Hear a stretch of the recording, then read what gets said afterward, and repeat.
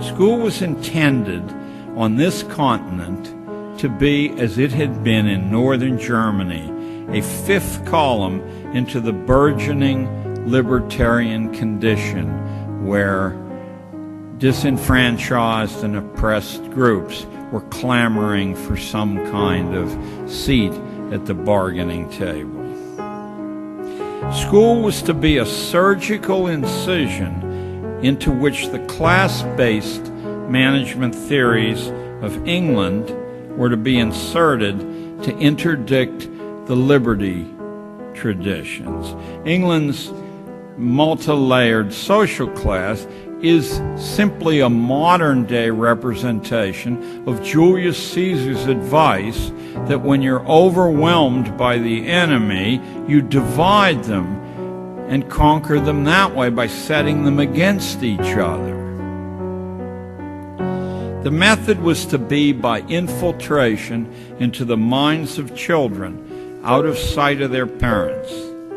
The well-read here won't be shocked. Theorists from Plato to Rousseau to Frederick of Prussia knew and taught explicitly that if children could be kept childish beyond its term in nature, if they could be cloistered in a society of children without any real responsibility except obedience, if their inner lives could be attenuated by removing the insights of history, literature, philosophy, economics, religion, if the imminence of death and the certainty of pain and loss can be removed from daily consciousness, if the profound reflections on one's own death could be replaced with the trivializing emotions of greed, envy, jealousy, and fear, young people would grow older, but they would never grow up, and a great enduring problem of supervision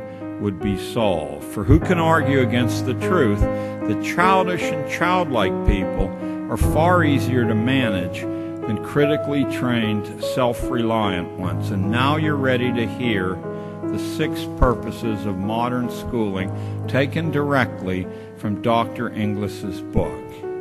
The first function of schooling is adjustive. Schools are to establish fixed habits of reaction to authority. That's fixed habits of reaction. Notice that this precludes critical judgment completely. Notice, too, that requiring obedience to stupid orders is a much better test of function 1 than following sensible orders ever could be. You don't know whether people are reflexively obedient unless they'll march right off the cliff. Second is the diagnostic function. School is to determine each student's proper social role, logging the evidence mathematically and anecdotally on cumulative records. You probably thought that the kid or parents or neighbors or the region, circumstances. No, school is to determine your proper social role, and they're to fix you in that role mathematically on their cumulative records. Next comes the sorting function. School sorts children by training individuals only so far as their likely destination in the social machine, not one step beyond. Keep in mind, you're not listening to John Gatto.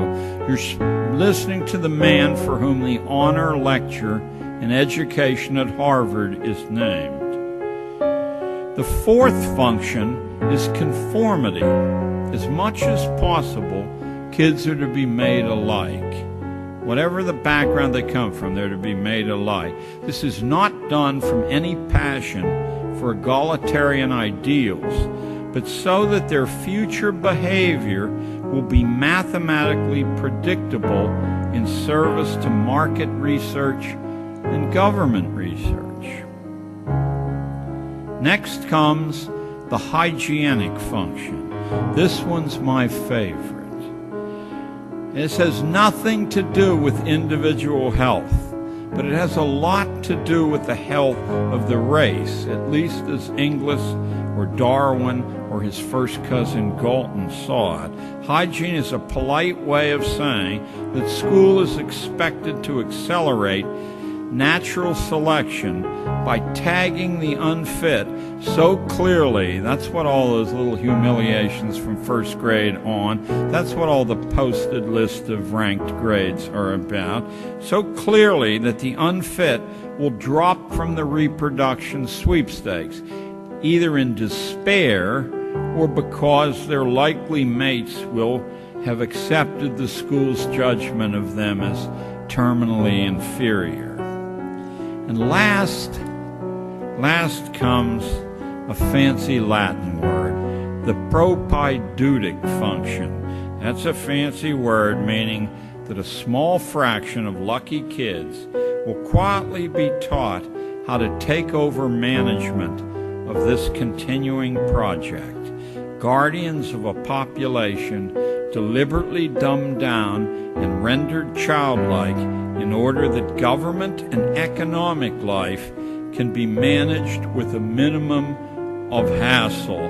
It's that low-down, nitty-gritty, common purpose.